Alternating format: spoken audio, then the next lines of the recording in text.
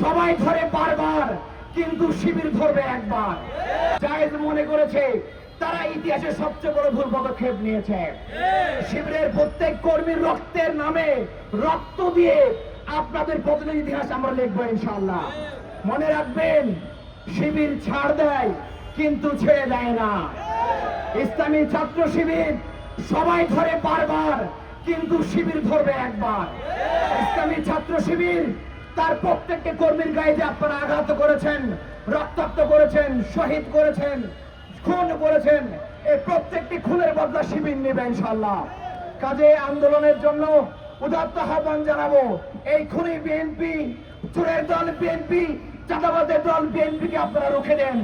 ইসলামী ছাত্র শিবির এই জনগণের সঙ্গে ভ্যানগার্ড হয়ে কাঁধে কাঁধ মিলিয়ে এই নব্য স্বৈরাচার ভারতের দালালকে ক্ষমতা থেকে তাড়িয়ে জনগণকে একটি নিরাপদ বাংলাদেশ, সবার বাংলাদেশ উপহার দেবে ইনশাআল্লাহ।